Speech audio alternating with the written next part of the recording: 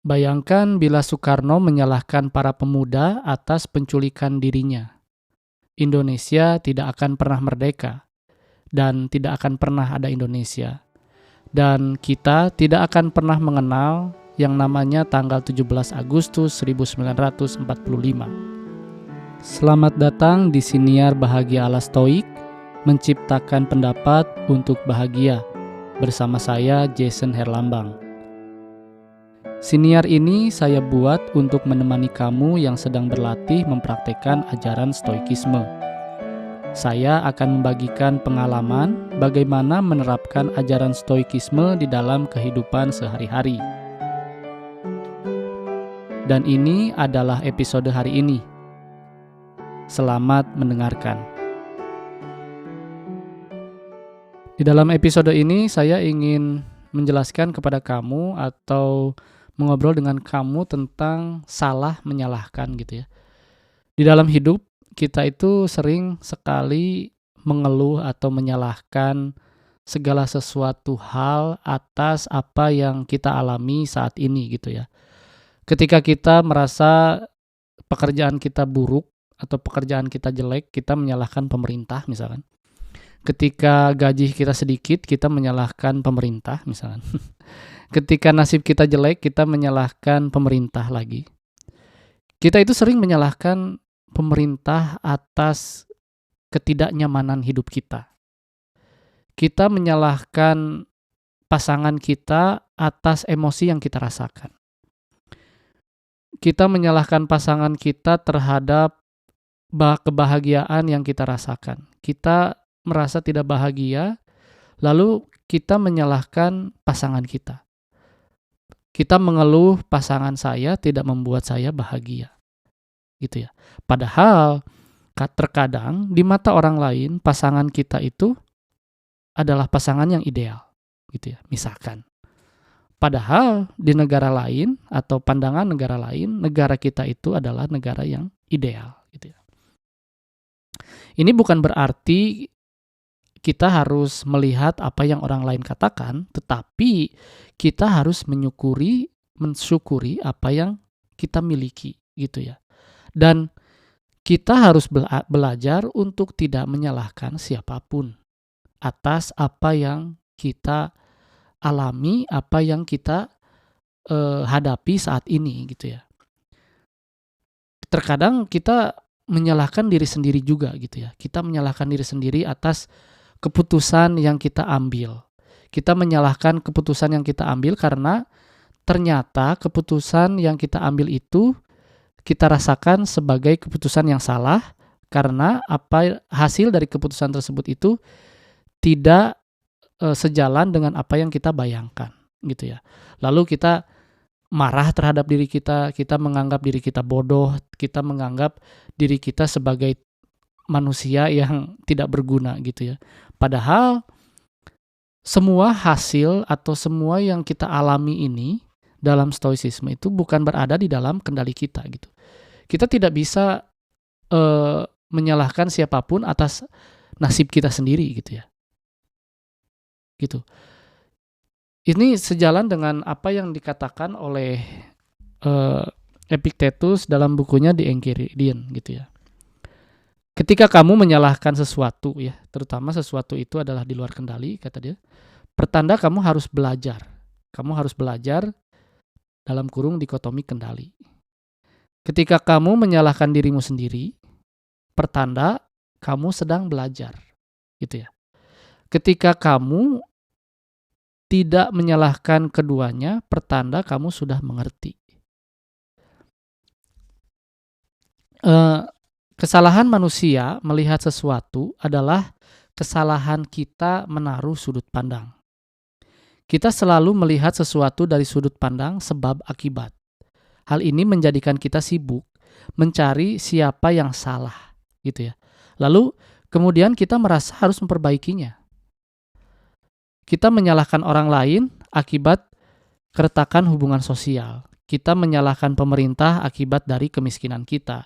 Dan bahkan menyalahkan diri sendiri atas apa yang terjadi di dunia ini.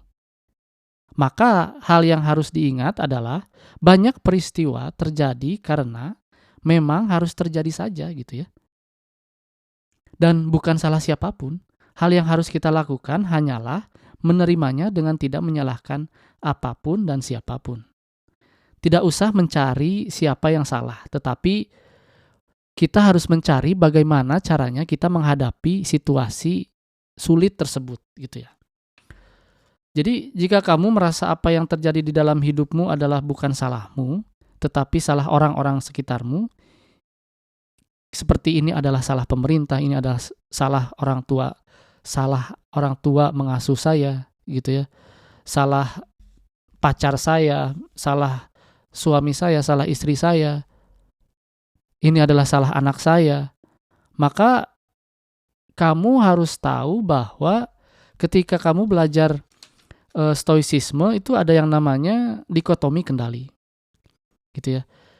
Ketika kamu merasakan, oh ini salah siapa ya? Nah, ketika kamu menanyakan pada diri kamu ini salah siapa, kamu harus berhenti gitu ya. Kamu harus berhenti dan ingat bahwa kamu ini adalah seorang stoik.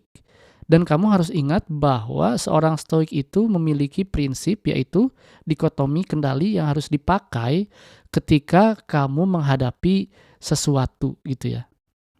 Ketika kamu menghadapi kesulitan, maka kamu harus ingat, apa yang bisa saya lakukan untuk menghadapi kesulitan ini?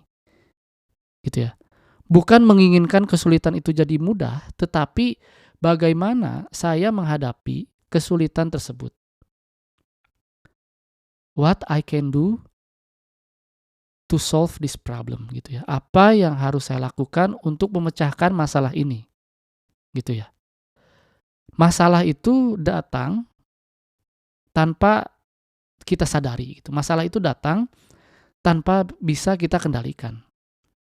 Meskipun kamu ngumpet di dalam gua gitu ya, masalah itu akan datang.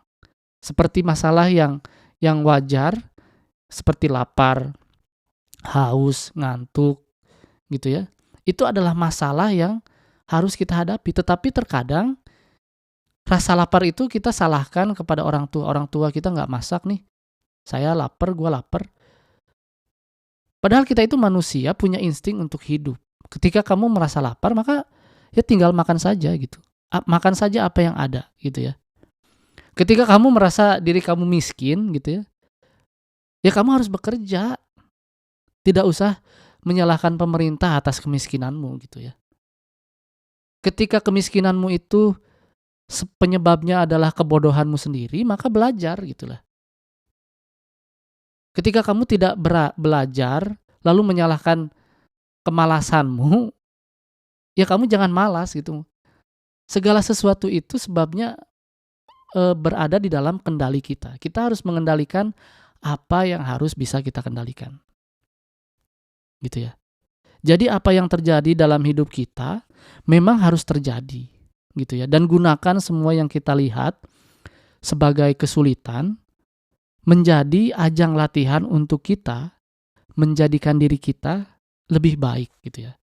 Jadi ketika kita berlatih untuk menghadapi kesulitan tersebut, maka kita akan tahu bahwa diri kita itu bisa menghadapi kesulitan itu. Maka ketika kesulitan itu datang di kemudian hari, kita tahu harus bagaimana menghadapi kesulitan itu, gitu ya. Jadi tidak usah menyalahkan siapa-siapa ketika kamu merasa hidup saya merasa sulit, tidak usah mencari siapa yang salah. Harus ingat, seorang stoik itu harus ingat dikotomi kendali. Ini bukan berada di dalam kendali saya. Kesulitan datang bukan di dalam kendali saya. Yang harus saya kendalikan adalah bagaimana caranya saya menghadapi kesulitan tersebut. Gitu ya. Bagaimana caranya saya menghadapi kesulitan tersebut. Bukan bagaimana caranya mengeliminasi kesulitan tersebut. Kesulitan itu harus kita lalui dengan cara kita sendiri. Gitu ya. Jadi ingat dikotomi kendali, tidak usah menyalahkan siapa-siapa. Terima kasih telah mendengarkan episode hari ini. Jangan lupa ikuti Siniar Bahagia ala Stoik di Spotify dan nyalakan loncengnya agar tidak ketinggalan setiap episode yang saya buat. Saya juga membuka keanggotaan dengan cukup membayar $3 Amerika atau sekitar Rp45.000 setiap bulan. Dan kamu bisa mendengarkan episode Memaknai Hidup Bahagia ala Stoik yang berisi cerita saya selama seminggu dari jurnal pribadi saya. Jangan lupa juga untuk ikuti dan berlangganan @Bahagia ala Stoik di semua kanal media sosial, TikTok, Instagram, dan YouTube. Sekali lagi, saya ucapkan terima kasih. Sampai jumpa di episode berikutnya.